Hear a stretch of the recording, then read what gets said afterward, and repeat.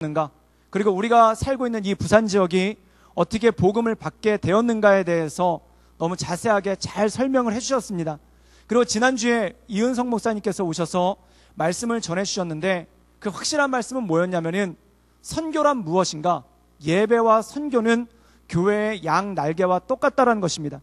우리가 많은 분들이 오해하는 것 중에 하나가 예배는 교회 일이 맞는데 선교는 선택사항이다 라고 생각하는 경우가 굉장히 많다라는 거예요. 그런데 예배와 선교는 하나라는 것이죠. 그래서 함께 나눠주신 것이 하나가, 교회에서 당회를 하거나 회의를 할 때 우리가 이번 주에 예배를 드려야 될지 말아야 될지 회의하는 교회는 단 한 군데도 없다는 것입니다. 주일날 예배 드린 것은 기정사실인 거죠. 그리고 그 기정사실인 예배 가운데 어떻게 예배를 더 잘 드릴 것인가, 또한 예배를 어떻게 더 하나님께 영광 올려드릴 수 있도록 드릴 것인가, 이것을 고민하지 예배를 드릴 것인가 말 것인가를 놓고 고민하는 교회는 단 한 군데도 없다는 겁니다. 그런데 선교도 그것과 마찬가지라는 것이죠. 선교를 할 것인가 말 것인가, 교회가 그것을 고민하면은 마치 무엇과 똑같냐면은 우리가 예배를 드릴 건가 말 건가 고민하는 교회와 똑같다라는 거죠. 만약에 교회가 너무 힘들고 날씨도 덥고 사람들도 힘들고 하니까 이번 주는 예배 드리지 맙시다 라고 얘기하면은 그 순간 교회는 교회됨을 포기한 거라는 것입니다. 근데 선교도 마찬가지죠. 이 선교는 할까 말까의 문제가 아니라 어떻게 할까, 또한 어떻게 잘 할까의 문제라는 것입니다. 그래서 만약에 교회가 선교를 포기한다면은 더 이상 교회는 교회가 아니라는 것입니다. 그렇다면 우리가 한 가지 중요한 사실이 있는데, 선교란 무엇인가, 이것에 대해서 한번 짚고 넘어갈 필요가 있습니다. 많은 분들이 선교에 대해서 그리고 전도에 대해서 이야기를 하는데, 먼저 확실하게 해야 될 게 있는 것 같습니다. 전도는 무엇이고 선교란 무엇인가. 사랑하는 여러분, 우리가 이 남자분들이 모인 모임 단체를 남선교회라고 하고, 그리고 여자분들이 모인 단체를 여전도회라고 하는데, 그 차이가 뭔지 아십니까? 도대체 왜 남선교회는 있고 왜 여전도회는 있을까요? 그렇다면 전도와 선교의 차이는 무엇이겠습니까? 그것에 대해서 먼저 한번 단어를 정의를 해보고 나가기를 원하는데, 많은 분들이 일반적으로 생각하기를 뭐냐면 전도는 국내에서 하는 것을 전도라고 생각을 하고, 또한 선교는 해외에서 하는 것을 선교다라고 생각하는 경우가 굉장히 많더라는 겁니다. 그래서 우리가 선교에 목숨 걸었다라고 얘기를 하면은 해외에 나가서 선교하는 것을 선교의 부분이라고 생각하고, 국내에서 전도하는 것은 그렇게 가치 있게 생각하지 않는 경우가 참 많은 것 같아요. 그런데 우리가 먼저 문자적으로 이 전도와 선교에 대해서 한번 나누어 보고, 또한 선교적 교회란 무엇인가에 대해서 함께 나누는 그런 귀한 시간이 되기를 바랍니다. 먼저 이 자막을 보시면은 자막에 선교적 교회를 꿈꾼다. 그렇다면 선교적 교회는 무엇인가? 많은 분들이 선교적 교회 그러면 해외 선교사를 많이 파송하는 교회, 또한 해외 선교사들에게 많이 지원을 하는 교회, 또한 우리같이 비전 트립 팀이 해외로 많이 나가는 교회를 선교적 교회라고 생각을 합니다. 물론 그것도 맞습니다. 그런데 그것은 선교적 교회의 일부분이지, 그것을 한다고 해서 많은 선교사를 보내고 많은 선교사들을 후원하고 또한 비전 트립으로 많은 사람들이 해외에 나간다고 해서 선교적 교회를 한마디로 정의하는 건 아니라는 것입니다. 그럼 선교적 교회가 무엇인지에 대해서 함께 나누기를 원하는데, 먼저 용어 정리부터 하겠습니다. 전도란 무엇인가? 이 전도, 여기 자막에 나와 있는데 한번 다 같이 한번 크게 한번 읽어보시겠습니까? 시작. 기독교 교리를 세상에 널리 전하여 믿지 아니하는 사람에게 신앙을 가지도록 인도하는 것. 예, 이거 표준 국어사전에서 제가 찾은 건데 약간 글씨가 틀린 것 같습니다. 가지도록 인도하는 것, 이게 전도라는 겁니다. 즉 다시 말해서 전도라는 용어는 한자로 정확하게 표현하자면 도를 전한다는 뜻입니다. 그래서 이 전도라는 용어는 예전부터 있어 왔는데, 이 기독교가 이 안에 들어오면서 전도라는 용어를 선점을 했습니다. 그래서 많은 선교사들이 복음을 전할 때 어떤 단어를 차용해서 썼냐면은 전도라는 용어를 차용해서 썼습니다. 그래서 전도란 뭐냐면은 사람들에게 복음을 전하는 겁니다. 만약에 불교 신자가 그 불자들한테 전하는 것을 포교라고 얘기를 하죠. 그래서 포교라는 단어는 불교의 용어고 전도라는 단어는 기독교의 용어입니다. 그런데 이게 뭐냐면 믿지 않는 사람에게 신앙을 갖도록 인도하는 모든 것들을 포함해서 이것을 전도라고 얘기를 한다는 겁니다. 즉 다시 말해서 국내에서 같은 문화권과 같은 언어권에 있는 사람을 전도하는 것, 이것도 전도고, 또한 해외에 나가서 다른 문화권과 다른 언어를 가지고 있는 사람들을 전도하는 것, 이것도 전도라는 겁니다. 그래서 이 전도라는 용어를 교회는 1970년대, 특별히 한국교회는 1970년대까지 이 전도라는 용어를 굉장히 즐겨 사용했습니다. 근데 1980년도가 되면서 한 가지 더 단어를 도입하는데, 그 단어가 뭐냐면은, 봐주시겠어요? 선교라는 단어입니다. 자막으로 우리 선교를 한번 비춰주시길 바랍니다. 우리 선교를 한번 읽어주시겠습니까? 시작. 종교를 선전하여 널리 알리는 것. 이것도 표준 국어 대사전에 나온 용어입니다. 우리나라 헌법에 보면은, 우리나라 헌법에서 모든 국민은 종교의 자유가 있다. 그리고 대한민국은 선교의 자유가 있다라고 표시되어 있습니다. 그럼 여기서 선교란 뭐냐면은 기독교가 복음을 전하는 것, 이것만 포함한 게 아니라 모든 종교들이 복음을 전하는 것, 모든 종교들이 자기들의 것을 전달하는 것, 이것을 선교라고 용어를 내린다는 겁니다. 그런데 이 선교라는 용어를 1980년도부터 우리나라 대학교에 있는 선교 단체들이 활발하게 사용하면서 이 선교라는 요용을 차용해 왔어요.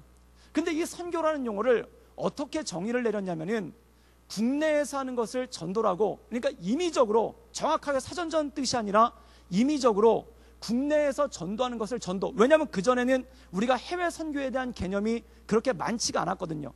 해외 전도에 대한 개념이 많지가 않았거든요. 그래서 그 이전에 남전도회, 여전도회가 지역에서 전도하는 것을, 또는 많은 선교사가 들어오신 분들이, 해외 선교사가 국내에 들어오신 분들이 이 국내 여러 지역을 다니면서 전도하는 것을 전도라고 용어를 내렸고, 그리고 1980년대부터 대학교에 선교단체가 등장하면서 그동안의 전도와 약간 차별성을 두자라고 해서 선교라는 용어를 차용해 왔습니다. 그래서 이 선교는 영어로 표현을 하면은 미션이라고 얘기를 하는데, 미션이란 뜻을 사전을 찾아보시면은 아마 게임하시는 분들이 가장 미션이란 말을 잘 알 거예요. 게임에서 뭔가 하나를 끝내면 미션 컴플릿이라고 나오지 않습니까?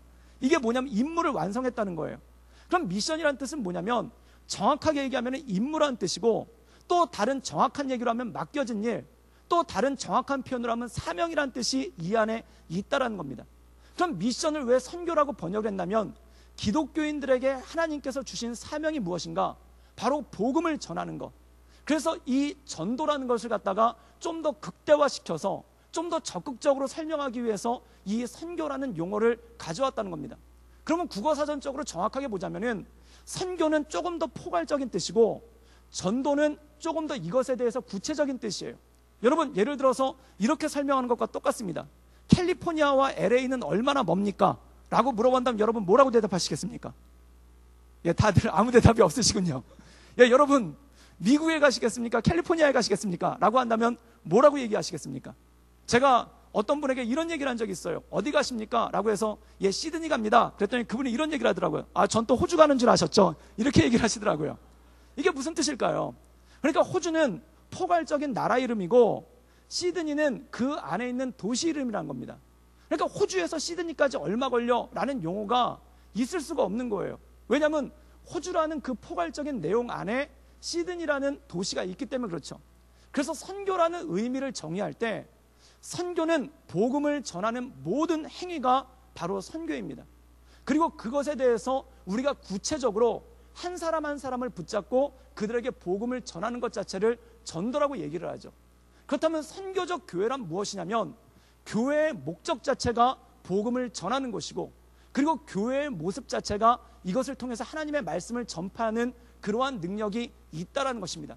그럼 제가 정의를 내리는 선교적 교회란 뭐냐면, 단순히 해외 선교사를 많이 파견하거나, 또는 해외 선교사를 많이 후원하거나, 또는 해외로 많은 팀들이 비전 트립을 간다라고 해서 선교적 교회가 아니라, 교회 자체가 선교적인 마인드를 가지고 복음을 어떻게 전할 것인가에 대해서 고민하고, 또한 교회의 모든 방향성과 또한 교회의 모든 목표가 복음 전하는 데 있는 교회가 바로 선교적 교회의 모습이라는 거죠.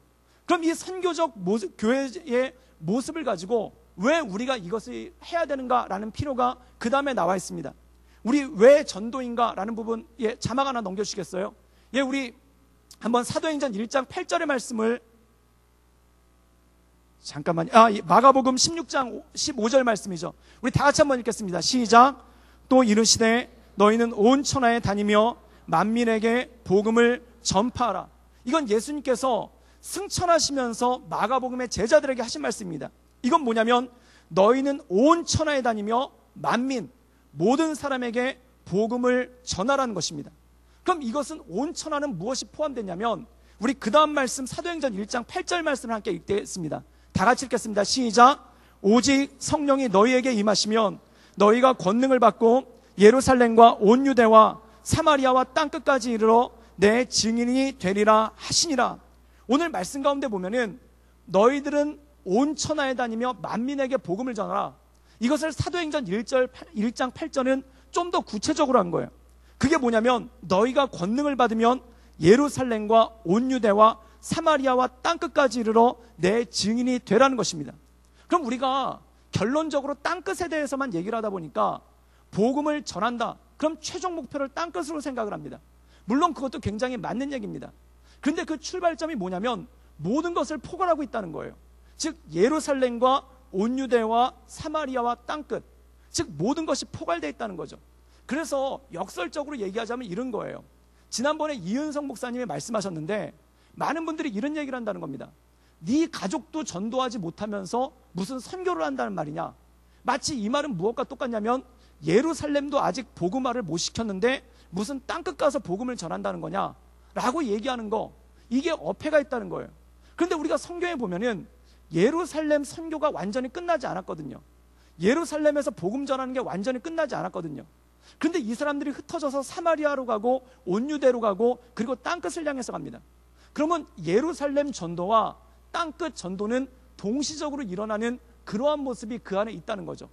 예루살렘을 끝났으니까 온 유대로 가고 온 유대를 끝냈으니까 사마리아로 가고 사마리아를 끝냈으니까 땅끝으로 가는 게 아니라 예루살렘과 사마리아와 온 유대와 이 땅끝을 같이 동시적으로 이루어져 나가는 것이 바로 이게 전도라는 거예요. 그럼 사랑하는 여러분 생각해 보십시오. 이 당시에 보면은 몇몇 사도들, 예를 들어서 야고보 같은 경우에는 동쪽의 끝으로 가기를 원했습니다. 그래서 이 사람은 동쪽의 끝으로 도마죠. 도마는 동쪽의 끝으로 가기를 원했습니다. 그래서 도마는 인도까지 다다라서 인도에 가면은 도마 기념교회가 지금도 존재하고 있어요. 이 사람은 동쪽 땅끝으로 가기를 원한 거예요. 그리고 서쪽 땅끝으로 가기 원했던 사람이 누구냐면은 바울입니다. 그래서 바울은 로마서에 보면은 내가 스페인으로 가야 하리니, 왜냐하면 그 당시에 로마 제국의 끝을 스페인으로 봤거든요. 그럼 이 사람은 스페인까지 가기를 원했다는 겁니다. 근데 그에 반해서 사도 야고보는 어디 머물러 있었냐면은 예루살렘에 머물러 있었어요. 그래서 이 사람은 예루살렘에 머무르고 있으면서 예루살렘을 지키고 있었고, 또한 일부 사도들은 땅끝을 향해서 나가는 그런 모습이 있었거든요. 그럼 이건 뭐냐면은 땅끝이 중요하고 예루살렘은 중요하지 않다. 이것도 어폐가 있고요. 그 다음에 예루살렘이 중요하지 땅끝은 중요하지 않다. 이것도 틀린 말이라는 겁니다. 그럼 복음 전파는 어떻게 이루어져야 되냐면 예루살렘에 거하고 있는 사람은 예루살렘에서, 그리고 사마리아에서 거하고 있는 사람은 사마리아에서, 그리고 유대에서 거하고 있는 사람은 유대에서, 그리고 땅끝에 거하고 있는 사람은 땅끝에서, 한마디로 얘기해서 내가 살고 있는 지역에서, 그리고 내가 쉽게 접할 수 있는 지역에서 복음을 전하는 것이 가장 우선적인 사명이라는 겁니다. 그래서 그것에 대해서 우리가 세상과 교회의 관계에 대해서 한번 살펴볼 필요가 있는데요. 하나 넘겨주시겠습니까? 그러면 우리는 어디서 복음을 전하는가? 세상에 나가서 복음을 전한다는 겁니다. 그럼 이 세상은 어디냐? 이 성경에 나온 대로 예루살렘과 온 유대와 사마리아와 땅끝이라는 거예요. 그럼 내가 속해 있는 곳이 세상이라는 것이죠. 내가 예루살렘에 살고 있다면 내가 속해 있는 세상은 예루살렘인 것이고, 또한 내가 땅끝에 살고 있다면 내가 살고 있는 것은 땅끝이라는 겁니다. 즉 나의 세상이 내가 살고 있는 것이라는 거죠. 그러면 교회와 세상의 관계에 대해서 얘기를 할 때 어떤 관계가 있는가? 첫 번째, 대립으로 보는 입장이 있습니다. 여러분 이 사진을 이해하시겠습니까? 이 사진이 합성일까요? 실제일까요? 예, 이게 그 강원도 양양에 가면 이런 게 있대요. 그 호텔인데 산 위에 배가 있대요. 진짜 배래요. 그런데 이게 뭐냐면은 산꼭대기 위에 배가 있는 거예요. 여러분 이 배는 침몰하겠습니까? 침몰 안 하겠습니까? 세상에서 제일 안전한 배입니다. 이 배를 타면은 파도에 흔들릴 걱정도 없고, 그 다음에 침몰될 걱정도 없고, 그리고 물에 빠져 죽을 염려도 없어요. 근데 여러분, 이거를 배라고 얘기할 수 있겠습니까? 배라고 얘기할 수 없는 거예요. 되게 안전은 하죠. 되게 안전한데 배가 바다에 있어야지 산꼭대기에 있으면은 배는 배인데 배로서의 역할을 못한다는 겁니다.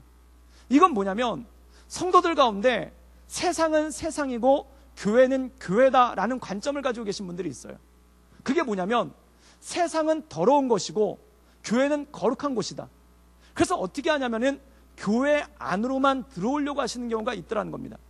예를 들어서 사람을 사귈 때도 마찬가지예요. 예수 안 믿는 사람이랑은 말이 안 통해서 사귀지를 못하겠다. 그러면 중요한 게 있습니다. 어떻게 복음을 전하겠습니까? 만약에 내 친구 가운데 예수님을 안 믿는 사람이 단 한 명도 없다면 내가 어떻게 복음을 전할 수 있겠습니까? 제가 목회를 하면서 깜짝 놀란 게 제 친구는 다 목사더라고요. 복음을 전할 이유가 없어요. 그리고 저랑 늘 자주 만나는 분들은 다 장로님이더라고요. 복음을 전할 필요가 없는 거예요. 그러면 제가 마치 무엇과 똑같냐면 늘 만나는 사람이 목사님이고 늘 만나는 사람이 장로님이니까 마치 무엇과 똑같냐면은 산속에 있는 배와 똑같더라는 겁니다. 그럼 제가 어떻게 세상 속으로 가서 복음을 전할 수 있겠습니까? 제가 어떻게 세상으로 나가서 복음을 전할 수 있겠습니까? 그런데 많은 분들이 교회를 이렇게 피난처로 삼는 경우가 있어요. 그냥 교회 안에만 있는 겁니다. 교회 안에만 머물러 있는 겁니다. 마치 이것이 무엇과 똑같냐면은 이렇게 산 위에 서 있는 배와 똑같다는 겁니다. 안전하기는 무지하게 안전하죠.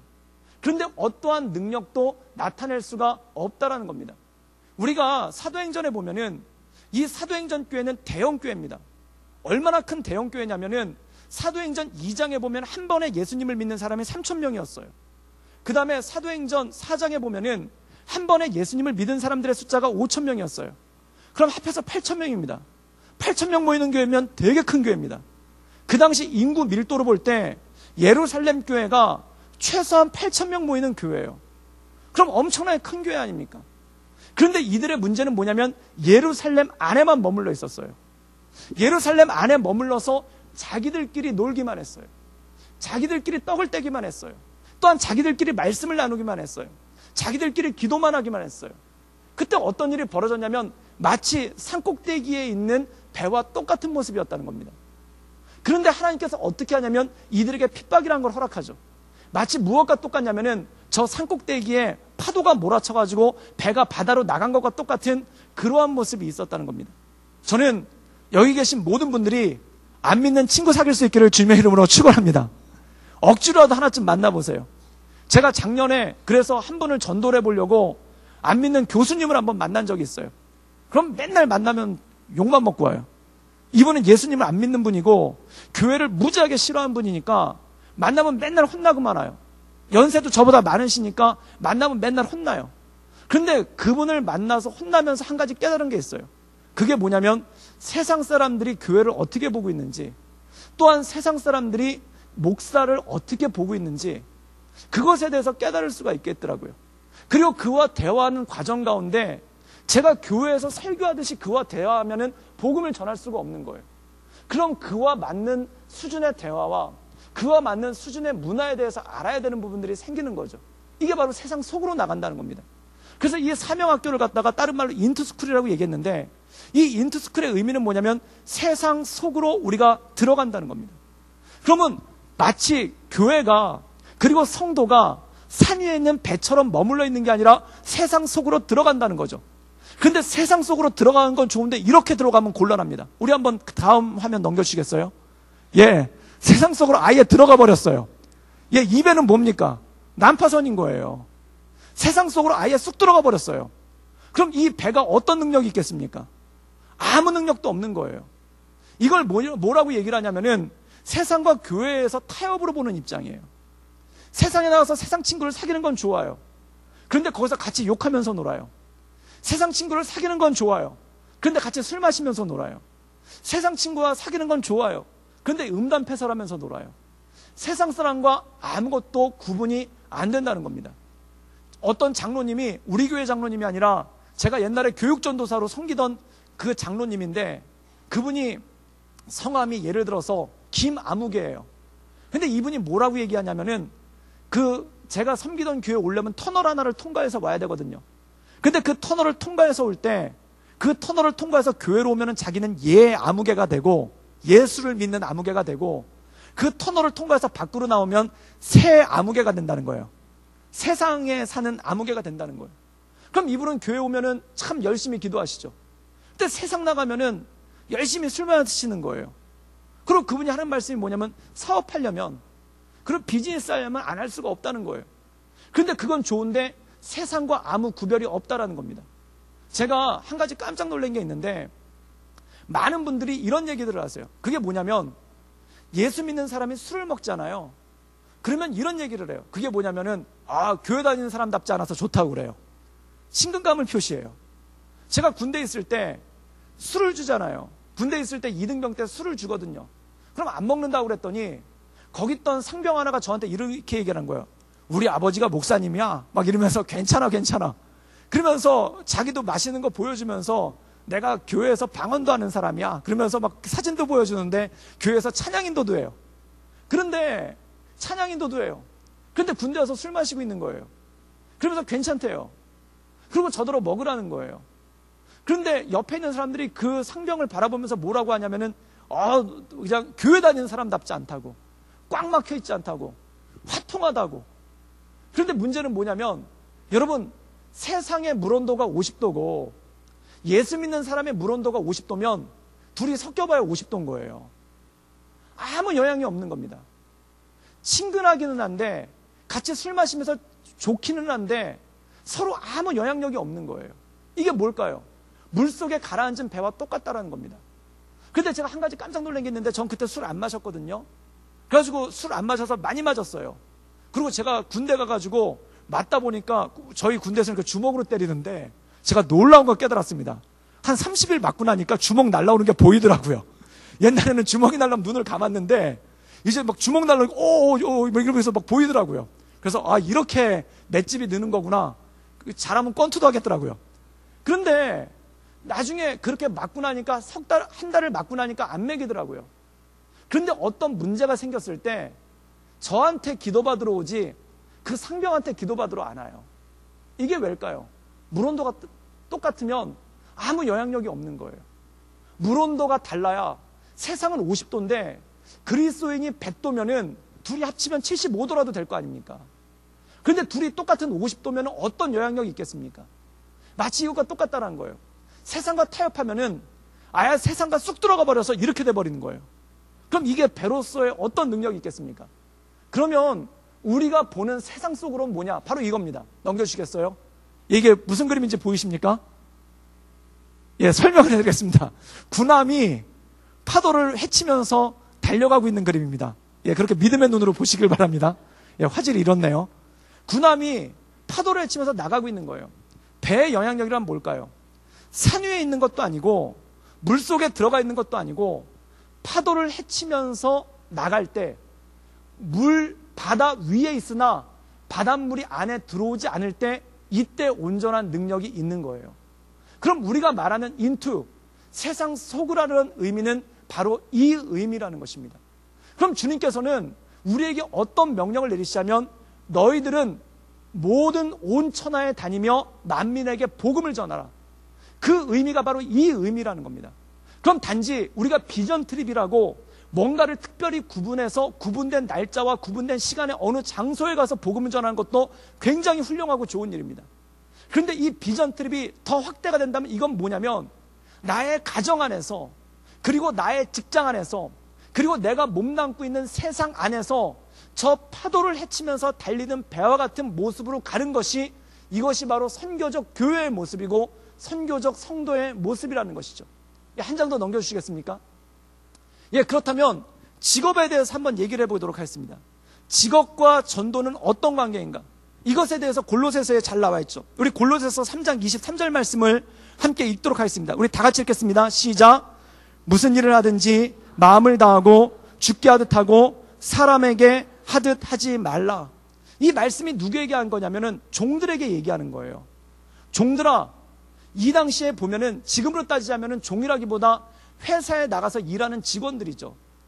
그 회사에 나가서 일하는 직원들에게 뭐라고 말씀하고 있냐면, 뭐라고 권면하고 있냐면, 무슨 일을 하든지 마음을 다하여 죽게 하듯 하고 사람에게 하듯 하지 말라는 겁니다. 그럼 우리가 이 세상에 나가서 일한다는 건 뭘까요? 세상 사람들은 월급을 위해서 일하죠. 또한 세상 사람들은 어떤 승진을 위해서 일하죠. 그런데 우리가 이 세상에 나가서 일하는 것이 뭐냐면 죽게 하듯 하고 사람에게 하는 것처럼 하지 말라는 것입니다. 이게 직업윤리라는 거예요. 그럼 이 직업이란 건 뭐냐면 하나님께서 내게 맡겨주신 직장을 내 삶의 선교지로 삼고, 또한 하나님께서 내게 맡겨주신 학교를 내 삶의 선교지로 삼고 그곳에 나가서 거룩한 영향력을 드러내는 것, 이것이 바로 세상 속에 나가서 하나님의 능력을 드러내는 힘이 그 안에 있다는 것이죠. 그렇다면 한 장 더 넘겨주시면 생활을 통한 전도란 무엇인가? 우리 빌립보서 2장 15절 말씀을 함께 읽도록 하겠습니다. 우리 다 같이 읽겠습니다. 시작. 이는 너희가 흠이 없고 순전하여 어그러지고 거스르는 세대 가운데서 하나님의 흠 없는 자녀로 세상에서 그들 가운데 빛들로 나타내며, 오늘 말씀 가운데 뭐라고 얘기하냐면 세상에서 그들 가운데 빛으로 나타나야 된다는 거예요. 즉 흠이 없고 순전해서 어그러지고 거스러지는 세상 가운데 그들 가운데 빛으로 나타내는 것, 이것이 바로 생활 가운데 우리의 삶 가운데 복음을 전하는 그러한 삶이라는 거죠. 그럼 생활 통한 전도는 무엇일까요? 한 장만 더 넘겨주실까요? 우리 마태복음 5장 16절 말씀을 함께 읽겠습니다. 다 같이 읽겠습니다. 시작. 이같이 너의 빛이 사람 앞에 비치게 하여 그들로 너희 착한 행실을 보고 하늘에 계신 너희 아버지께 영광을 돌리게 하라. 이건 뭘까요? 빛으로서 산다는 것이 뭐냐면 우리 안에 선한 행실, 착한 행실을 드러내서 그걸로 아버지께 영광을 돌리게 하라는 것입니다. 저는 성도의 사명이 하나 있다고 생각해요. 그 성도의 사명이 뭐냐면 매력적이라야 됩니다. 여러분, 매력적이 되시기를 주님의 이름으로 축원합니다. 매력적이 돼야 되는 거예요. 그 매력적이라는 게 뭐냐면 세상 사람들이 너희 빛을 보고 너희 착한 행실을 보고 너희 아버지께 영광을 돌리게 하라는 겁니다. 사랑하는 여러분, 비전 트립 가잖아요. 비전 트립 가면은 제가 몇 가지 특징이 있는 것 같아요. 제가 전에도 몇 번 말씀드렸지만 IT에 한번 비전 트립을 간 적이 있는데, 그때 청년들이 9박 10일을 갔는데 비용이 얼마가 들었냐면 비행기 값만 250만 원이 들었어요. 그리고 체류비까지 해가지고 350만 원이 들었어요. 그 당시 그때가 2008년도였는데 청년 1인당 350만 원이면은 웬만한 청년들 2달치 월급이에요. 그 2달치 월급을 9박 10일 동안 쓴 거예요. 대단하지 않습니까? 그런데 그 2달치 월급을 9박 10일 동안 썼는데 어디서 썼는가? IT 가서 쓴 거예요. 근데 IT가 저희가 포르트플렉스라는 데 갔는데 다 무너져 내렸어요. 정말 아무것도 없어요. 그래서 새끼 밥을 뭘 했냐면은 거기 가서 장작대 가지고 밥을 해먹고, 그리고 거기 가가지고 진짜 생고생하고 모기한테 물리고, 그리고 밤에 잠자는데 총소리가 들려요. 그리고 밤에 잠자는데 무슨 소방차 소리 같은 게 들려서 보면 막 한쪽에서 건물이 타고 있어요. 그리고 거기 나가면은 한 번은 어떤 경험이 있었냐면은 버스를 타고 어떤 지역에 가는데 우리 버스에 구호품이 들려있는 걸 아니까 거기 마을 사람들이 나와가지고 길을 막은 거예요. 그래가지고 수백 명의 마을 사람들이 나와가지고 그 구호품을 내놓으라고 버스를 흔들고 있는 거예요. 근데 그 안에 있다가 그때 때마침 스리랑카 군인, 유엔군으로 파견됐던 스리랑카 군인이 들어와가지고 그걸 해산시켜서 괜찮았지, 안 그랬으면은 굉장히 곤란할 뻔한 거예요. 또 한 번은 어떤 일이 있냐면은 이동을 하는데 차가 많지가 않아가지고 봉고 한 대랑 트럭 한 대가 왔어요. 그런데 이 선교사님이 뭐라고 얘기를 하냐면은 트럭 뒤에다가 짐을 싣고 봉고에 우리 형제들이 다, 우리 그 지체들이 다 탔는데, 그때 선교사님이 야구방망이 2개를 주면서 형제 2명은 트럭에 타야 된다는 거예요. 그래가지고 저랑 어떤 형제 둘이랑 야구방망이를 들고 트럭 뒤에 탔거든요. 근데 선교사님이 이유를 안 알려줬어요. 근데 나중에 알고 보니까 가다가 차가 멈추잖아요. 그러면 그 트럭에 있는 짐을 훔쳐가려고 이 도둑이 나타나는 거예요. 그럼 야구방망이 가지고 그 사람을 갖다 이렇게 쫓아내야 되는 게 그게 일이더라고요. 그런데 한 번은 어떤 일이 있었냐면은 시장에 사람이 되게 많은데 거기서 차가 딱 멈춘 거예요. 그런데 거기 흑인들 수많은 사람들 거기 달라붙어가지고 그 짐을 뺏으려고 하니까 저랑 그 형제 둘이서 그 야구방망이 들고 위에서 춤을 췄어요. 오지 못하게 하려고. 그런데 그런 데를 9박 10일을 350만 원을 내고 간 거예요. 그러니까 그렇게 갔다 왔다고 하니까 그러니까 어떤 청년의 그 회사 부장님이 이런 얘기를 하는 거예요. 나 같으면 그 돈 가지고 한 달 동안 유럽을 갔다 왔겠다. 그 얘기를 하는 거예요. 나 같으면 그 돈 가지고 한 달 동안 하와이를 갔다 왔겠다. 그런데 그게 신기한 거예요. 왜 그 돈 가지고 하와이를 안 갔을까요? 왜 그 돈 가지고 유럽을 안 갔을까요? 그게 뭐냐면 세상 속으로 들어가서 복음을 전하고자 하는 열망이 그 안에 있기 때문에 그런 거 아니겠습니까? 여러분, 그것과 마찬가지란 겁니다. 예수 믿는 사람에겐 사명이 있는 거예요. 지금 비전 트립 갈 때 제가 알기로는 비행기 값도 만만치 않은 걸로 알고 있거든요. 또한 많은 분들 가운데 휴가를 내가지고 그렇게 가는 분들이 있거든요. 그럼 휴가 내서 그렇게 갈 때 많은 분들이 그렇게 얘기할 거예요. 차라리 가족들이 그 돈 가지면은 어디 가가지고 어디 리조트 가가지고 놀다 오겠다. 차라리 그 돈 가지면은 어디 가가지고 쉬다 오겠다. 이렇게 얘기를 할 거 아니에요. 그럼 제가 단언을 하겠습니다. 비전 트립 가시는 분 엄청나게 피곤할 줄 믿습니다. 피곤할 거예요. 잠자기도 힘들고, 그리고 또 있으면 말도 안 통하는 사람들과 또 이 산청팀도 가면은 거기 가지고 그 교회 뒤치다거리하고 잠자리도 불편하고 되게 힘들 거예요. 그런데 왜 자청해서 갑니까? 우리에게 주신 사명이 있기 때문에 그런 거죠. 그게 뭐냐면 into the world, 세상 속으로 들어가서 너희는 온 천하와 모든 만민에게 복음을 전하라는 그 사명이 있기 때문에 그걸 한다는 거예요. 그럼 이 사명이라는 것이 어디까지 확대가 되는가? 우리의 삶에까지 확대가 된다는 거예요. 우리 생활 안에까지 확대가 된다는 거예요. 그리고 우리의 가정 안에까지 확대가 된다는 거예요. 그리고 우리의 직장 안에까지 확대가 된다는 것입니다. 그럼 여러분, 이 비전 트립은요, 전부가 같지만 사실은 연습입니다. 비전 트립은 전부인 것 같지만 사실은 연습인 거예요. 그럼 진짜는 뭐냐? 내 가정인 거예요. 제가 한 번은 대학교 때 비전 트립을 여기 산청에 있는 어느 마을로 간 적이 있어요. 지리산에 있는 어느 마을인데 그 마을 이름이 인불마을이에요. 교회 이름이 인불교회예요. 인불의 뜻이 뭐냐면 인자, 인자에 부처님 불자예요. 그래서 그 마을 이름이 부처님이 임재하셔서 인불마을이고 교회 이름도 대단하다고 인불교회예요. 그래서 그 교회는 왠지 부처님이 오실 것 같은 그런 느낌이 드는데, 그런데 그 마을 이름을 따라가다 보니까 교회 이름이 인불교회인 거예요. 거기 갔어요. 거기서 마을 잔치를 하고 전도를 하는데 제일 좋은 게 뭐냐면은 이 침수를 하시는 청년들은 가서 침수를 하고, 그리고 이 다른 사람들은 그걸 잘 못하니까 뭐가 좋냐 그래가지고 발 마사지를 배워간 거예요. 그래가지고 발 마사지를 갖다가 막 청년들끼리 서로 막 해주고, 그러면서 연습을 해가지고 마을마다 다니면서 막 발 마사지를 해드리면서 전도를 한 거예요.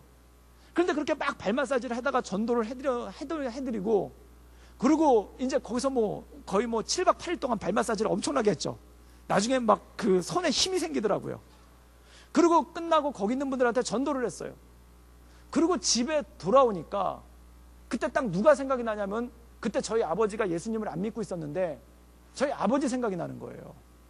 그때 어떤 생각이 나냐면, 야, 내가 인불마을에서 저렇게 열심히 발 마사지를 해줬는데 생면부지에 이름도 모르고 얼굴도 모르는 할아버지 할머니들한테 저렇게 열심히 발 마사지를 해줬는데, 그런데 우리 아버지한테는 내가 여태까지 복음을 전한다 하면서 해준 게 아무것도 없구나, 그 생각이 드는 거예요. 그래서 저희 아버지한테, 아버지 엎드리세요. 그리고 발 마사지를 막 해드렸죠. 그때 저희 아버지가 딱 한 말씀 하시더라고요. 미쳤냐? 이렇게 하시더라고요. 얼마나 제가 인불마을에서 그렇게 해도 미쳤냐는 소리 안 들었거든요. 고맙단 말만 들었지. 근데 그때 깜짝 놀란 거예요. 그때 내가 우리 아버지한테 얼마나 소홀히 했으면 아버지가 발을 주물러 드리니까 미쳤냐는 소리라는 거예요. 여러분, 이게 뭘까요? 비전 트립 가가지고 제가 느끼는 것 중에 하나가 그거예요. 거기 가가지고 정말 웃는 얼굴로 다녀요. 비전 트립 가보면요, 다 미스 코리아예요. 다 웃으면서 다녀요. 그리고 손도 이렇게 흔들어요. 제가 한번 스리랑카 갔었는데 스리랑카의 그 마을 청년들이 막 난리가 난 거예요. 그래가지고 저희 청년들이 버스를 타고 나오는데 그 마을 청년들이 막 자전거를 타고 막 따라오는 거예요. 그러면서 막 손을 흔들어요. 그랬더니 저희 자매들이 다 미스코리아 다 손 흔들고 있어요. 그리고 같이 사진 찍어줘요. 얼굴에서 미소가 끊이지 않아요. 왜 그럴까요? 사명 때문에 그런 거예요. 복음을 전하고자 하는 사명 때문에 그런 거예요. 근데 어떤 자매가 그 얘기를 하더라고요. 스리랑카에선 그렇게 웃고 다녔는데 정작 내가 다니는 회사에서는 한 번도 웃은 적이 없더라는 거예요. 그래가지고 그 스리랑카에서 그 웃던 기억이 나가지고 휴가 끝나고 회사 가가지고 막 웃고 다녔대요. 그때 과장님이 그러더래요. 미쳤어? 이러더래요. 그때 마음 가운데 충격이 왔다는 거예요. 내가 얼마나 회사에서 인상을 쓰고 다녔으면은 내가 웃으니까 미쳤냐는 소리가 나오겠냐는 겁니다. 사랑하는 여러분, 이게 뭘까요? 진짜 우리 홈그라운드가 세상 속으로 내가 내 손길이 닿는 곳, 내가 거하는 곳, 내 삶 가운데 있는 곳, 그곳이 바로 홈그라운드라는 거죠. 그래서 이것에 대해서 어떤 분이 시를 쓰셨는데 이런 시가 있어요. 한번 넘겨주시겠습니까? 예, 우리 한번 이 글을 한번 읽어볼까요? 시작. 여러분은 날마다 복음의 편지를 한 장씩 쓰고 있지요. 여러분이 행하는 행동과 말들로 사람들은 여러분이 쓰는 것을 읽지요. 이게 뭐냐면 복음의 편지를 쓴다는 거예요. 근데 뭘로 복음의 편지를 쓰냐? 우리가 행하는 행동과 말들로 사람들에게 복음의 편지를 쓰고 있고 사람들은 그것을 읽고 읽는다는 것입니다. 사랑하는 여러분, 제가 비전 트립 가보면 한 가지 확실히 느끼는 게 있어요. 그게 뭐냐면 특별히 산청팀 마을 가시면은 마을 전도할 때 인사 무지하게 열심히 하실 줄 믿습니다. 아마 인사 무지하게 열심히 하실 거예요. 마을 다니면서 얼굴도 모르는 분들한테 인사 엄청나게 열심히 하실 거예요. 왜냐하면 그들에게 복음의 편지를 보내기 위해서, 내 행동으로 복음의 편지를 보내기 위해서. 그런데 교회 오면은 인사를 잘 안 해요. 그리고 집에 가면 인사를 잘 안 해요. 회사 가면 인사를 잘 안 해요. 이게 뭘까요? 우리 삶 가운데 복음의 편지를 쓰여지게 하는 모습이 있다는 거죠. 그러면은 하나 더 넘겨주시겠습니까? 어떻게 전도 전략을 세울 것인가? 요거에 대해서 말씀을 해드리겠습니다. 그럼 이겁니다. 우리는 우리의 삶으로서 복음을 전하는데, 우리는 우리의 삶을 통해서 복음의 편지를 쓰는데 어떻게 할 수 있는 것인가? 그 전략에 대해서 몇 가지를 가르쳐 드릴게요. 첫 번째, 전도지를 주는 방법이 있습니다. 이 전도지를 주는 방법, 여러분 집에 가서 엄마 아빠한테 전도지 한번 드려보시기를 바랍니다. 그럼 이거 뭐야? 그러실 거예요. 그런데요, 전도지는 어떨 때 필요하냐면 단계적으로 말씀을 드릴게요. 짧은 사람과 짧은 만남이 있을 때 전도지 드리는 거 굉장히 효과적입니다. 저는 지하철에서 예수천당 불신지요, 그것도 굉장히 효과적인 복음 전략 중에 하나라고 생각합니다. 진짜 그 얘기 듣고 충격받아서 예수 믿은 사람이 있어요. 복음은 어떤 틀이든지 그 안에 능력이 있고 그 안에 힘이 있죠. 전도지를 주면서, 우리 전도대 나가가지고 전도지 주면서 복음 전하시지 않습니까? 그리고 지나가는 사람한테 기왕이면 이 전도지 좀 더 오래 가지고 있으라고 그 물티슈에다가 이렇게 전도지 최소한 물티슈 쓸 때까지는 볼 거 아닙니까? 제가 어떤 분 보니까 전도지를 하는데 걷다가 껌을 붙여서 씹던 껌이 아니라 그냥 그 생 종이에 있는 껌을 갖다가 딱딱하게 붙여가지고 드리더라고요. 그래서 왜 그러냐고 그랬더니 그 껌을 띨 때까지는 볼 거 아니냐는 거예요. 이거 전도지를 주는 방법 굉장히 좋은 방법이죠. 하나만 더 넘겨주시겠어요? 두 번째가 보면 사형리 전도가 있습니다. 만약에 아마 사형리 전도는 많은 분들이 전도여행 가서도 해보셨고 비전 트립 가서도 해보셨을 겁니다. 누군가를 만나서 10분간의 시간만 있다면 이분을 가지고 사형리로 전도하는 거 굉장히 좋은 일입니다. 저도 대학교 다닐 때 거지 전도여행을 다녔었어요. 그래서 1학년 때부터 4학년 때까지 8번을 거지 전도여행을 다녔는데, 이때 가면은 누군가를 만나면은 바쁘다고 지나가는 분들에게는 그냥 전도지 드리고, 잠깐만 저랑 한 5분만 대화 나누시겠습니까? 그럼 이분들한테는 사형리를 읽어드렸어요. 이것도 굉장히 좋은 방법이죠. 또 하나 넘겨주시겠어요? 이게 우리가 되게 열심히 공부하고 있는 1:1 성경 공부입니다. 근데 이 1:1은 제가 해본 바로는 전도용이에요. 물론 교회 안에서 새신자를 양육하거나 교회에 있는 사람들을 제자 훈련을 시키는 데 있어서 굉장히 효과적인 방법인데, 이거는 제가 보기에는 누가 뭐래도 전도용이에요. 이거는 제가 선교지에서 이거 가지고 뭐 이런 말 드리긴 뭐하지만 굉장히 톡톡히 재미를 봤거든요. 톡톡히 재미를 본 게 이거 가지고 전도했어요. 어떻게 전도를 했냐면은, 제가 베트남에 갔었을 때 교회를 먼저 한인교회를 먼저 개척하는 일부터 했거든요. 그럼 한인교회를 개척을 하는데 성도가 없잖아요. 그러면은 밥 먹으러 한국 식당을 가요. 그럼 한국 식당에 꼭 혼자서 밥 먹으시는 분들이 한두 분들이 있어요. 이분들 대부분 주재원이에요. 그럼 대부분 주재원들이 이 한국 식당에 가면은 보통 베트남의 주재원으로 와 있으면은 다 베트남 직원이고 한국 사람 혼자 있거나 둘 있거든요. 그럼 이분들이 혼자 밥 먹는 경우가 참 많아요. 그럼 제가 한국 식당에 가가지고 그런 분들을 찾죠. 그럼 그런 분들 중에 눈에 띄는 분이 있으면 가가지고 인사를 해요. 명함을 내밀면서 저는 여기 호치민 온누리교회 이번에 부임받아서 온 이종훈 목사라고 합니다. 그럼 그분도 같이 명함을 내놔요. 그럼 서로 명함을 교환을 하죠. 그럼 뭐 같이 앉아도 되겠습니까? 그럼 대부분 같이 앉으라고 그래요. 그럼 앉아서 밥을 먹고 그 다음에 밥값을 제가 내요. 그럼 그분이 막 머리를 극적극적 하면서 아유 이거 미안해서 다음번엔 제가 살게요. 그럼 그때 약속을 한 번 더 잡는 거예요. 그래서 그분이랑 약속을 잡아가지고 한 번 더 밥을 먹어요. 그럼 그분이 밥을 사주면은 제가 그거보다 훨씬 더 비싼 커피를 사줘요. 그럼 그분이 미안해서 다음번엔 커피도 제가. 그럼 그 다음번에 한 번 또 만나는 거예요. 그럼 그때는 그분이 밥도 사고 커피도 사주면 그분한테 선물을 하나 해줘요. 그럼 그분이 미안해서 다음번엔 내가 한 번 더. 그럼 그때 뭐라고 얘기를 하냐면은 요 책을 보여주면서 저는 예수님 믿는 사람인데 저랑 4주만 같이, 사실은 저 책이 16주 과정이거든요. 근데 예수님에 관해서 가르쳐 주는 게 4주예요. 그러면 저랑 같이 4주만 함께 식사하시면서 예수님에 대해서 들어보시지 않겠습니까?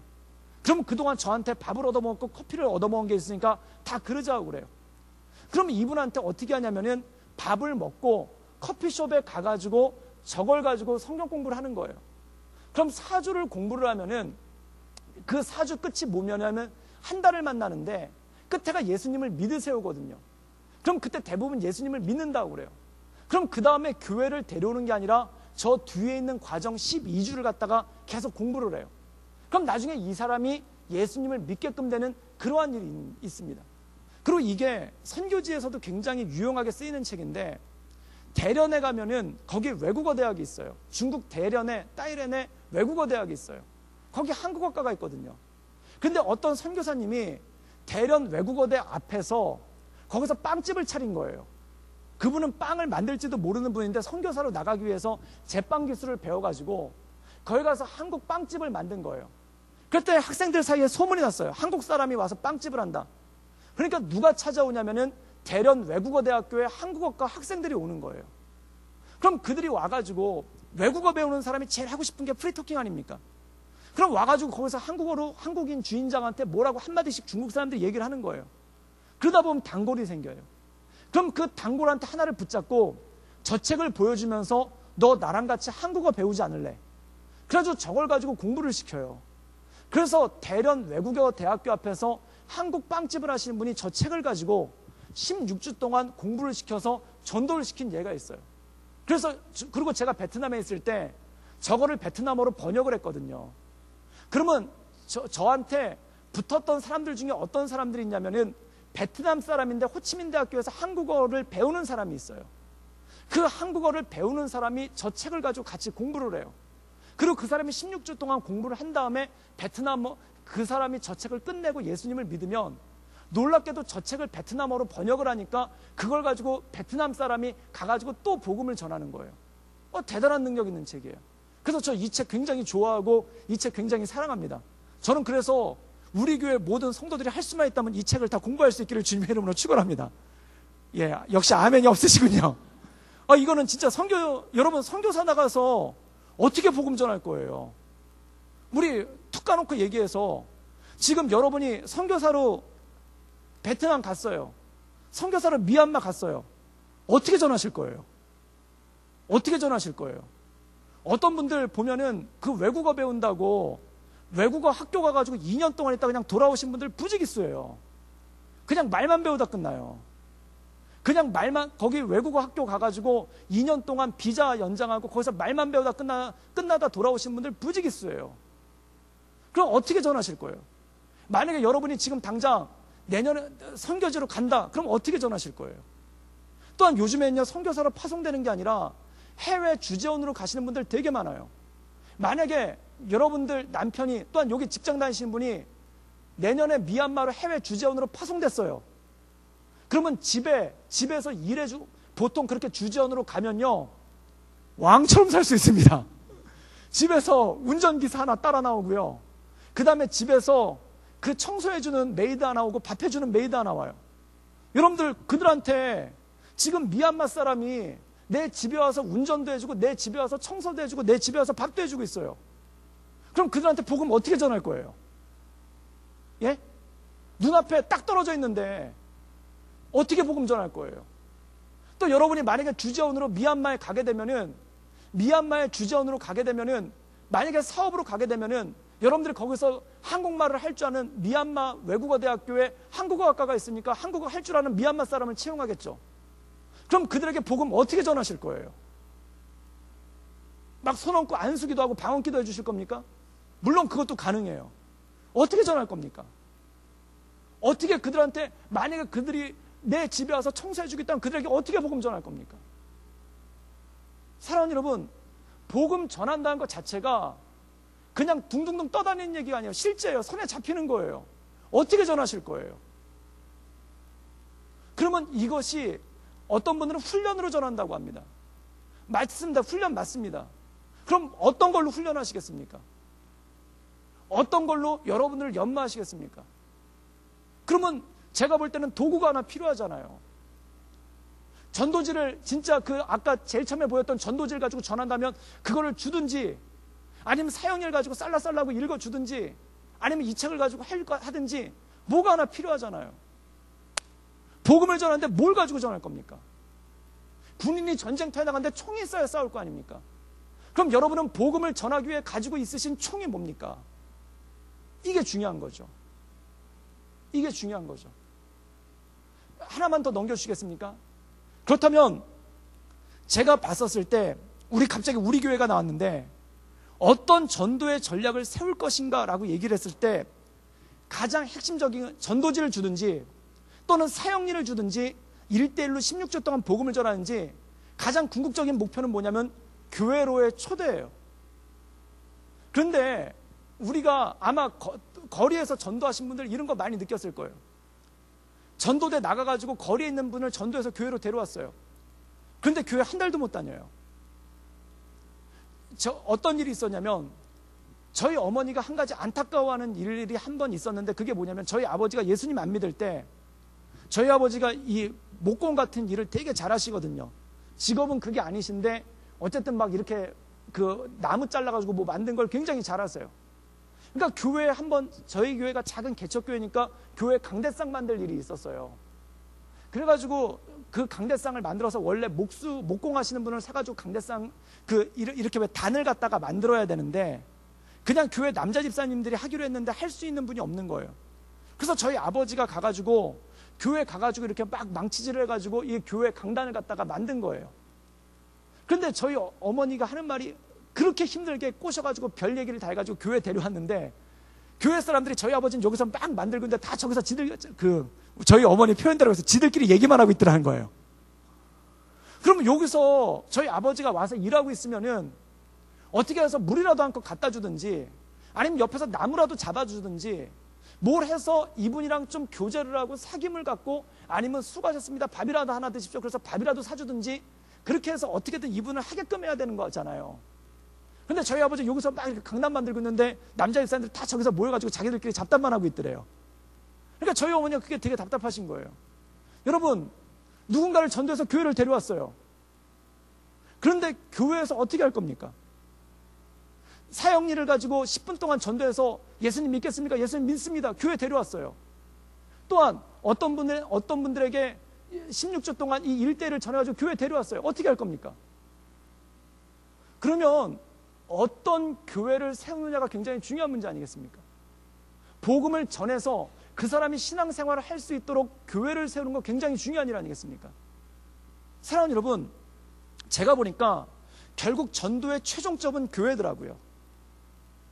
전도의 최종점은 전도지를 가지고 복음을 전하던 사형리를 가지고 복음을 전하던 또는 1대1 교제를 가지고 복음을 전하던 복음의 최종점은 교회더라고요. 그럼 어떤 교회를 세울 것인가? 그러면 교회로 초대하는데 하나 넘겨주시겠습니까? 저는 그래서 선교적 교회입니다. 저 보이는 게 저게 뭘까요? 저게 비상이라고 그 낙동강 하구, 낙동강 강변에 있는 카페입니다. 제가 저기에 반했어요. 그래가지고 오늘도 저기 점심 때 저기 가서 커피 마시고 왔어요. 그런데 저게 낙동강 하구에 공장 부지를 갖다가 공장 털을 헐어가지고 컨테이너 가지고 지은 카페예요. 1층 카페, 2층은 약간 모임방처럼 돼 있어요. 교회는 어떠냐면 친근하게 접근할 수 있는 교회. 친근하게 접근할 수 있는 교회. 여러분, 우리 교회도 카페 있잖아요. 이 카페가 생긴 이유가 뭐냐면 이 교회의 카페를 제일 먼저 만든 교회가 온누리교회고, 두 번째 교회에 더 나가서 파리바게트를 아예 입점시킨 교회가 있는데, 그 교회가 어디냐면은 미랄 병원이 있는, 미랄 학교가 있는 홍정길 목사님 목회하시는 그 남설 은혜교회예요. 거기는 교회 로비가 파리바게트 빵집이에요. 그럼 교회에다 왜 카페를 만들고 교회에다가 왜 빵집을 만들었는가? 사람들이 교회 문턱 출입을 쉽게끔 하기 위해서 카페를 만든 거예요. 그리고 사람들이 교회 문턱 출입을 원활하게 하기 위해서 카페를 만든 거예요. 저 같은 경우에도 베트남에 가서 교회부터 만든 게 아니라 카페부터 만들었거든요. 카페를 만든 이유가 뭐냐면, 첫 번째, 일단 그 교회를 세울 수가 없는 베트남 구조적인 문제가 있고, 카페를 만들면은 사람들이 왔다 갔다 하기가 편해요. 그러니까 예수 안 믿어도 카페가 있네 그러고 온단 말이에요. 그리고 저 같은 경우에는 베트남에서 어떻게 했냐면 카페를 만들어서 진짜 장사를 했어요. 그때 진짜 커피에 대해서 아무것도 몰랐는데 저기 50만 원짜리 가정용 커피 머신 하나 갖다 놓고 그거 가지고 커피 장사를 했어요. 그런데 거기 또 한국 사람이 한다고 오시는 분들이 있더라고요. 그래서 한국 사람들한테 커피를 팔았어요. 그리고 누구를 고용했냐면은 베트남 직원들을 고용했어요. 그래서 제가 이 카페를 열어놓고 서울에다가 서울에서 팀 올 때, 이 비전 팀 올 때 뭘 부탁했냐면은 책을 한 권씩 다 가져다 달라고 그랬어요. 새 책. 한국에서 유행하고 있는 새 책. 그러면 그분들이 여기 와가지고 책을 한 권씩 다 기증을 해요. 그럼 그걸 가지고 북카페를 만들었어요.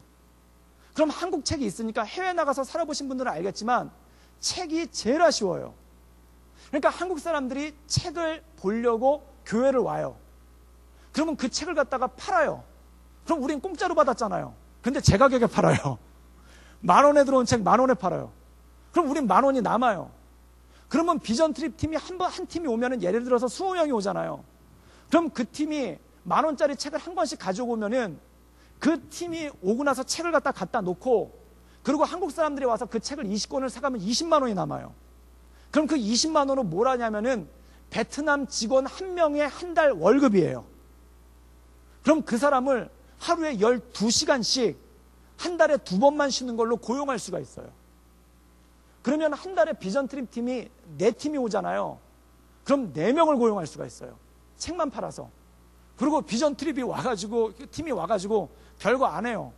제가 데리고 와가지고 하는 게 뭐냐면 일단 커피 많이 마시고, 그 다음에 책 보고, 그리고 거기 와가지고 한국에서 올 때 몇 가지 필요한 물품만 갖다 달라고 그래요. 그러면 한국 사람들한테 책 팔고 커피 팔고 거기서 남는 돈을 뭘 하냐면 베트남 사람들을 고용을 해요. 그래서 제가 고용했던 사람이 4명이 넘었었어요. 그럼 그 4명 고용한 사람들한테 거기서 복음을 전하는 거예요. 그럼 이 카페라는 게 예를 들어서 제가 베트남 교회를 하나 세워놨다고 해보십시오. 그럼 제가 베트남 말이 통하지도 않아요. 그리고 그걸 유지하기 위해서는 끊임없이 헌금을 받아야 돼요. 그런데 카페를 세우니까 일단 자체적으로 운영이 되고 이 사람들을 고용할 수 있는 방법이 생기고, 고용하고 그들을 통해서 아까 보여줬던 그 1:1 가지고 성경 공부를 시킨 거예요. 그리고 비전 트립 드리면 계속 왔다 갔다 하면서 저한테 책 배달해 주고요. 그러면은 이게 아구가 맞는다는 겁니다. 그리고 한국 사람이 많이 들락달락하면 그 다음에 누가 들락달락하냐면 베트남에서 돈 있는 사람들이 오기 시작해요. 그리고 나중에 보니까 저희 학교 옆에 RMIT라고 해가지고 호주계 학교가 있는데 거기에 한국어를 배우는 애들이 있어요. 걔네들이 와가지고 우리 카페에 한국어 책이 있다고 하니까 한국어 책을 구하려고 오더라고요. 그래서 거기서 와서 같이 얘기하고 떠드는 거예요. 걔네들 예수님 안 믿어요. 그런데 거기 카페 사장이 한국 사람이라고 하니까, 그래가지고 저희가 그 50만 원짜리 커피 가지고 진짜 이상한 커피 만들었는데 그래도 사장이 한국 사람이라니까 와요. 그러면 이들이 와서 문턱을 낮출 수 있는 부분이 이 안에 있다라는 거죠. 저는요, 지금 어제 그저께 명지 갔다 왔는데 저한테 꿈이 있어요. 명지에 저런 거 하나 세우고 싶어요. 그러면 저기는 뭐냐면 1층은 카페, 그리고 2층에는 조그맣게 방을 만들어 가지고 아기 학교를, 제가 명지 에코시티 가보니까 이 부산의 유모차는 다 명지에 있더라고요.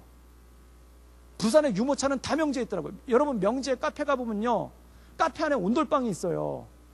왜 그러냐면 유모차 가지고 오신 분들, 그 애기 데리고 오신 분들 거기서 유모차, 그 애들 온돌방에서 누이면서 커피 마시라고 온돌방이 카페에 있어요. 여기 서구에는 노키즈존이 있잖아요. 애들 오지 말라고. 그런데 명지에서 노키즈존을 하면 다 망해요. 애엄마들이, 제가 볼 때 부산에 있는 애엄마들 한 반은 다 명지에 살고 있는 것 같아요. 그러면은 만약에 저런 카페를 명지에다 연다고 생각해 보십시오. 제가 그래서 땅도 봤어요. 딱 해보니까 10억. 땅 100평. 그 다음에 땅 100평, 평당 그 900만 원씩 해서 9억. 그 다음에 건물 대충 퉁쳐서 1억. 저것도 제가 가서 봤더니 건물이 저렇게 생겼지 그냥 이렇게 철골로 세운 건물이에요. 그리고 나머지는 뭐 그거 있는 비품은 알아서 뜯어가려고요. 그러면 저기 1층에서 커피 팔고, 그 다음에 저녁 4시부터 낮에 엄마들 와가지고 저기서 커피 마시게 하고, 오후 4시부터 애들 유치원 끝나면 저기서 아기 학교 하면 돼요. 화요일부터 금요일까지. 그러면 아기 학교 20명씩 해가지고 8명으로 8주 돌릴 수 있어요. 그리고 그러면은 지금 현재 우리 교회에서 하고 있는 아기 학교도 25명 정도가 오는데, 거기서 예수님 안 믿는 부모님들이 20% 정도가 돼요. 그럼 그게 들어올 수 있는 폭을 낮추는 거 아닙니까? 친근함을 주는 거 아닙니까? 제 꿈이 있어요. 미얀마에도 저런 거 하나 세우는 거예요. 그래서 땅값, 이번에 그 조원정 목사한테 미션을 드렸어요. 땅 좀 보고 오라고.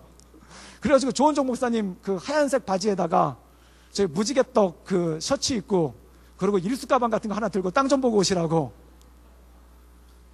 그리고 저것도 제가 이소희 전도사님한테 그 부탁을 드렸어요. 빨간 바지 입으시고 선글라스 끼고 무지개떡 브라우스 입고 이렇게 일수 가방 같은 거 하나 들고 한번 봉고 타고 돌고 오시라고. 그러면 접근할 수 있는 방식이 있잖아요. 딱 교회가 아니라, 십자가 달려있는 교회가 아니라 사람들이 쉽게끔 올 수 있게 하는 교회가 있잖아요. 방법이 있잖아요. 그럼 하나 더 넘겨주시겠습니까? 두 번째는 뭐냐면 쉽게 이해할 수 있는 예배입니다. 저게 우리 애들 그 어하나, 주니엘에서 어하나는 건데 한번 동영상 한번 돌려주시겠어요? 저게 사진이 아니라 동영상입니다. 예. 지금 쟤네들이 뭐 하고 있는 걸까요?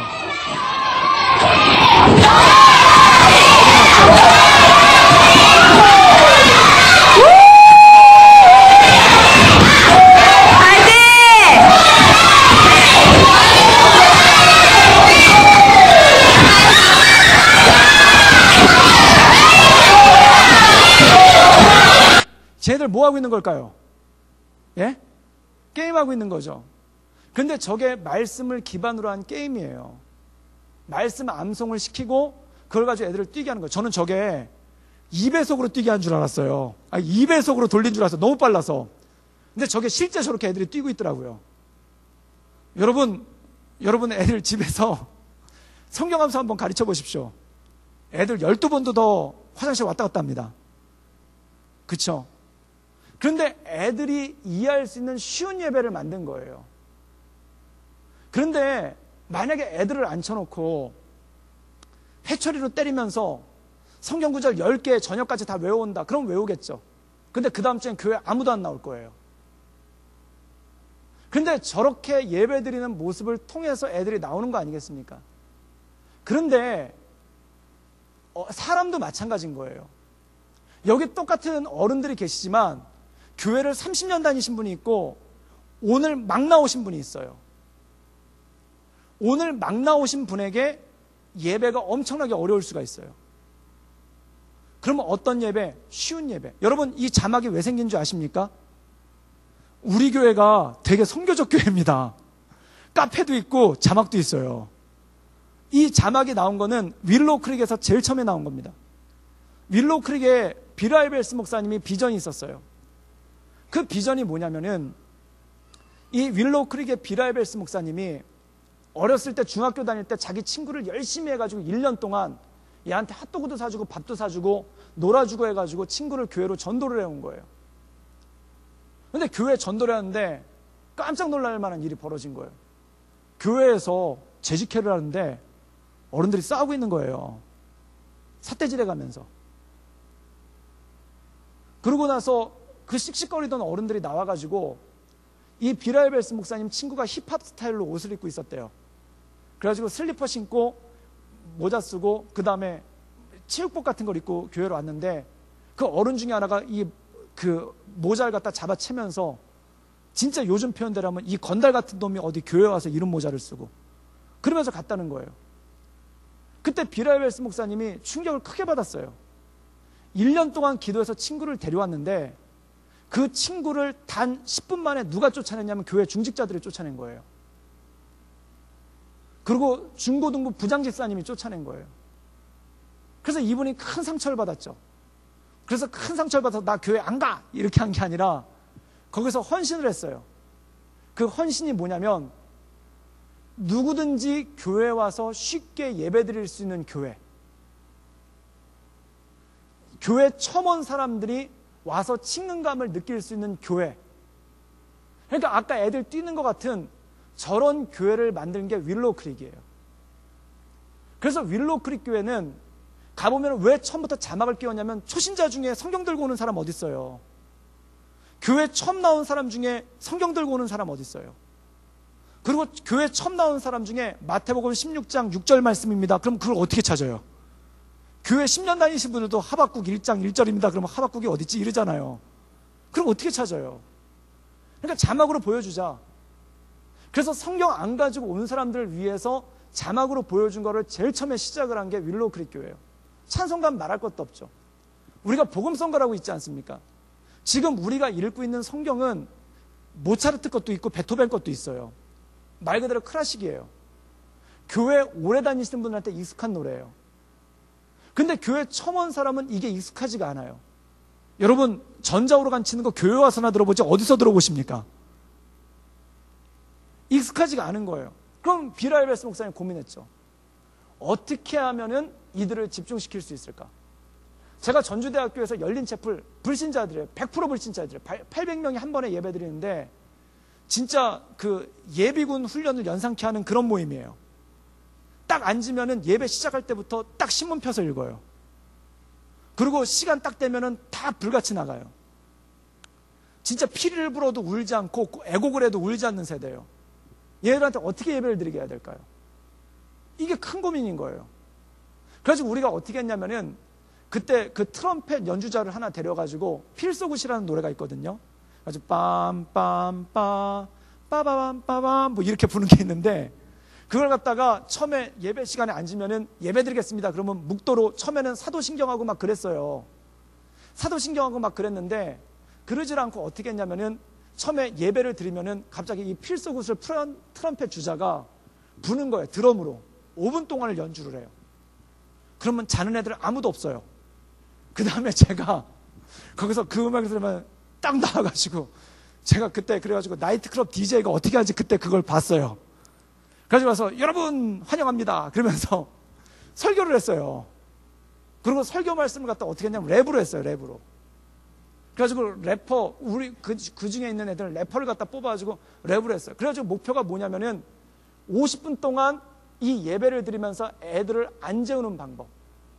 그래가지고 별짓 다 했죠. 뭐 난타도 한번 해보고 그 다음에 50분 동안 안 재우는 방법을 해본 거예요. 그런데 비라이벨스 목사님이 그걸 했어요. 어떻게 하면 불신자들이 신앙에 대해서 관심이 없는 사람들이 와서 예배를 드릴 수 있을까? 이게 이분 목표죠. 여러분 우리 교회 예배 보면은 2부 예배는 찬양을 합니다. 그쵸? 그리고 찬양을 하고 바로 설교로 들어가요. 그리고 3부 예배는 사도신경 외우고 그 다음에 앉았다 일어났다 몇 번 하고 그리고 예배를 드리죠.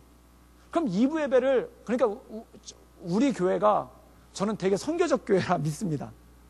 그게 뭐냐면 쉬운 예배를 만드는 거예요. 교회 처음 온 사람들이 쉽게 접할 수 있는 예배를 만드는 거예요. 그 다음에 한 장 더 넘겨주시면은 친밀감 있는 만남입니다. 예, 굉장히 얼굴들이 밝죠. 예, 교역자 회의하고 있는 중입니다. 저희 교역자 회의하고 있는데 저렇게 얼굴들이 밝습니다. 그럼 여러분, 교회, 제가 저희 어머니도 느끼셨던 것 중에 하나인데, 교회 전도에서 제일 애매한 게 뭐냐면은 남편 전도회 왔을 때요. 부인들이 되게 힘들어요. 일단 부인은 교회에서 할 일이 되게 많아요. 여전도에 가서 설거지도 해야죠.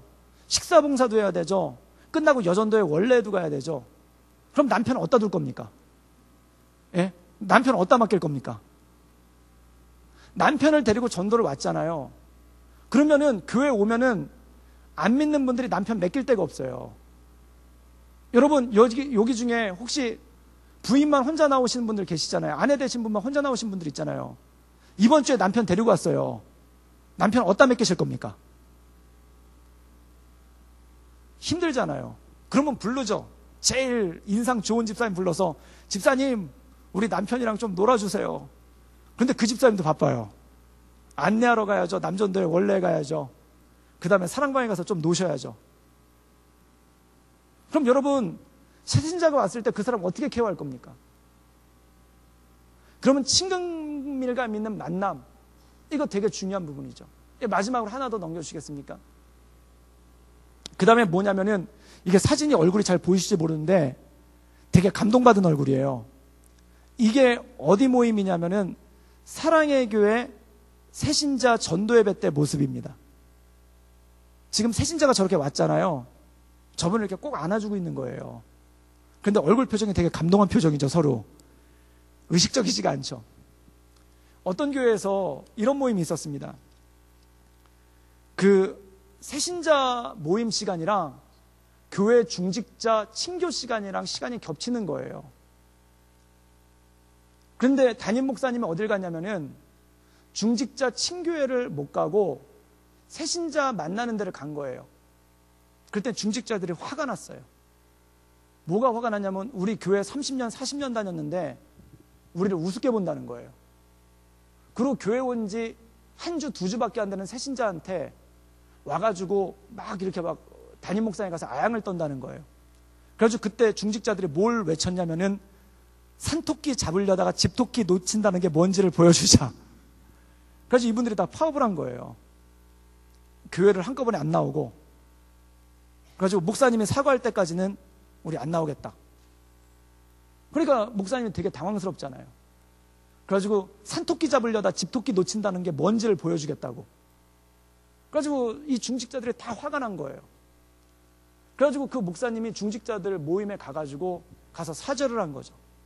근데 사절했는데 뭐라고 사절하셨냐면은 형님들, 누님들 왜 그러십니까? 딱 그 한마디 했대요. 그럴 때 다들 박수치고 좋아하시더라는 거예요. 그런데 이분이 다 화가 풀어진 다음에 그런 얘기를 한 거예요.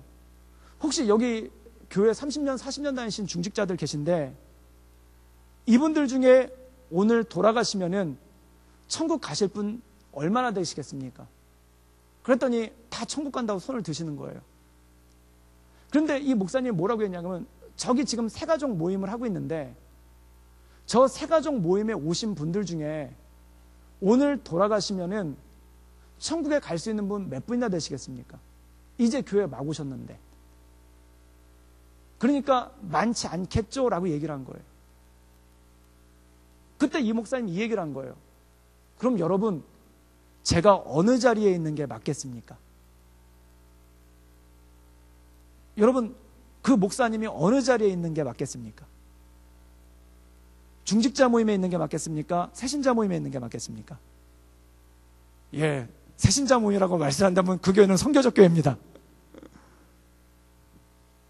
그래서 이분들이, 중직자들이 그때 그걸 생각을 한 거예요. 아, 목사님이 새신자 모임에 가는 게 맞겠구나. 그래서 목사님한테 새신자 모임에 가시라고 그런 거예요. 그런데 이분들이 기도를 하다가 회개를 한 거예요. 그게 뭐냐면은 여기 중직자들 다 우리끼리 친한 분들 아닙니까? 서로 말 그대로 숟가락 숫자까지 알고 계신 분들 아닙니까? 그런데 목사님은 지금 교회 막 온 새신자들한테 복음을 전하기 위해서 저렇게 고군분투하고 있는데 숟가락 숫자까지 다 알고 있는 우리가 여기서 모여가지고 밥 먹고 있는 게 좋아 보이질 않더라는 거예요. 그래서 이분들이 어떻게 했냐면 그 중직자 모임을 해체를 했어요. 그리고 어떻게 했냐면 이 중직자들이 다 새신자 모임에 간 거예요. 그래가지고 뭘 했냐면은 새신자들이, 목사님이 이 새신자들을 잘 가르칠 수 있도록 옆에서 서빙하는 거, 그리고 옆에서 자리 정돈해 주는 거, 자리 청소해 주는 거, 그리고 그 새신자들이 왔었을 때 주소 적어가지고 주중에 전화해서 신방하는 거, 그리고 안 오면 찾아가는 거, 이걸 이분들이 한 거예요. 여러분, 선교적 교회는 그런 교회가 아니겠습니까? 그러고 나서 또 이런 일이 생긴 거예요. 새신자들이 언제 가장 많이 오느냐? 11시 예배 때 제일 많이 온다는 거예요. 그런데 우리 교회도 마찬가지지만 11시 예배 때 오면 어떤 일이냐면 주차가 불편해요. 그리고 끝나고 밥 먹기가 힘들어요. 그러면은 새신자들이 왔다가 처음에 주차를 못해서 돌아가는 새신자 반, 그 다음에 예배 끝난 다음에 식당에 갔는데 자리가 없어서 돌아가는 새신자 반인 거예요. 그럼 어떻게 하면 좋을까? 그래서 중직자들이 어떻게 했냐면 다 일부 예배를 나온 거예요. 7시 꼭두새벽 예배. 왜냐면은 11시 예배 자리를 비워주기 위해서. 그래가지고 그 교회에 룰이 생겼어요. 그게 뭐냐면은 장로님들은 교회 주차를 어디다 해야 되냐면 목사님들은 아예 차를 끌고 오질 못하고, 장로님들은 주차를 어디다 하냐면은 교회에서 5km 밖에 있는 그 공원 주차장에다 세워요. 그리고 버스를 타고 오세요. 왜 그럴까요? 새신자들한테 주차장을 비워주기 위해서. 여러분, 선교적 교회와 백화점의 차이는 뭘까요? 백화점은 오래 다녔던 고객들한테 더 많은 서비스를 해주는 데가 백화점입니다. 그렇잖아요. 이 롯데백화점 가면 MVP 있잖아요. 그 VIP, VVIP 있어서 그분들은 주차도 따로 하고 노는 라운지도 따로 있잖아요. 그건 백화점이에요. 그런데 교회는요, 더 오래 다니고 더 헌신하고 그리고 더 많은 것들을 헌신한 사람들이 더 대접을 못 받는 게 그게 교회더라고요. 그럼 예수님이 그렇게 말씀하지 않았습니까? 인자는 섬김을 받으러 온 것이 아니요 도리어 섬기려 하고 많은 사람들에게 나를 대속물로 주기 위해 왔노라. 그러면 선교적 교회란 뭐냐면은 저는 이렇게 생각합니다. 새신자들이 왔을 때 교회 처음 나온 사람, 새신자라기보다 교회 처음 나온 사람들이 왔었을 때 가장 만족할 수 있는 교회, 그게 선교지가 되었던 국내에 있던 교회가 되었던, 교회 처음 나온 사람들이 가장 감동받을 수 있는 교회, 그 교회가 가장 선교적인 교회가 가장 그 모습을 가지고 있는 곳이라고 생각이 드는 거예요. 그럼 저는 제 비전은 이겁니다. 선교적인 교회를 꿈꿉니다. 그러면은 중직자 모임에 앞으로 안 나오겠다는 얘기입니까? 그런 얘기가 아니라 여러분들이, 우리 교회 중직자들이, 그리고 우리 교회 모든 분들이 저의 동역자가 되어주시기를 바랍니다. 그게 제 소원이에요. 비전 트립 가는 것처럼. 비전 트립 가서 산청에 가서 노인잔치 할 때 밥 차려놓으면 내가 제일 먼저 앉아서 밥 먹지 않잖아요. 거기 전도 대상자들 앉아서 밥 먹을 수 있도록 해주고 그 다음에 내가 밥 먹잖아요. 그게 비전 트립 아닙니까? 그 비전 트립을, 그래서 비전 트립 가면 매주 웃고 다니지 않습니까? 그리고 비전 트립 가면 동네 사람들한테 잘하려고 애쓰지 않습니까? 그러면 그 한 달에 일주일에 한 번 하는 그 비전 트립을 매주 교회에서 할 수 있는 거, 이게 저는 선교적 교회라 믿습니다. 그것을 감당할 수 있다면 그게 바로 우리 안에 있는 온전한 교회의 모습이 아니겠습니까? 제가 꿈꾸는 교회, 제가 생각하는 교회, 그리고 제가 꿈꾼다기보다 성경이 말하고 있는 게, 그리고 가장 성경적인 교회, 그리고 성경에서 우리에게 메시지를 주고 있는 교회가 전 이거라고 생각합니다. 전 꿈이 있습니다. 카페 세우는 꿈이 있습니다. 창업할 거예요. 그런데 왜 창업을 하는가? 복음 전하기 위해서. 커피를 팔기 위해서가 아니라 커피를 매개로 해서 복음 전하기 위해서. 그래서 제가 호주 있었을 때 커피 배우러 다녔다니까요. 그래서 월요일 날마다 그 월요일 날마다 저희 카페 하는 집사님 있는데 가서 설거지 8시간 동안 해드리는 조건으로 가서 쉬는 시간마다 그 커피 배웠다니까요. 그래가지고 제가 비전이 있었어요. 태국 가려고 그랬어요. 태국에 가서 창업하려고 그랬어요. 아까 보이는 저런 카페. 그 마음은 지금도 품고 있습니다. 그리고 지금도 꿈꾸고 있습니다. 무엇을 위해서인가? 온전히 복음을 전할 수 있는 교회를 위해서. 사랑하는 여러분, 저는 우리 교회가 그런 교회가 되기를 주님의 이름으로 축원합니다. 그래서 우리 교회 다 있어요. 카페도 있고 빔 프로젝트도 있고, 그리고 찬양하는 예배도 있고, 그리고 아기학교도 있어요. 저 카페에서 쌓은 노하우가 선교지에서 쓰이게 될 거예요. 그리고 아기학교와 엘스쿨에서 쌓은 노하우가, 그리고 이거 자막 만들고 음악 만드는 노하우가 다 선교지에서 쓰이게 될 거예요. 그걸 꿈꾸면서 선교하는 교회, 복음 전하는 교회, 하나님의 은혜 교회하는 데 나가는 그런 교회 되기를 주님의 이름으로 축원합니다. 이 시간 함께 기도하기를 원하는데요, 우리 함께 기도하기 원하는 것은 주님, 우리 교회 복음 전하는 교회 될 수 있도록 주님 이끌어 주시고 주님 역사하여 주시옵소서. 하나님의 말씀 가운데 나가는 교회, 온전히 복음 전하는 교회, 또한 선교적 교회, 친밀함을 느낄 수 있는 교회, 쉬운 예배 드리는 교회, 그리고 사람을 친절히 맞이하는 교회, 그리고 함께 기도하며 함께 울고 함께 즐거워하는 교회, 그런 교회 될 수 있도록 주님 우리 가운데 역사해 주시고 하나님의 은혜와 은총을 더하여 주시옵소서.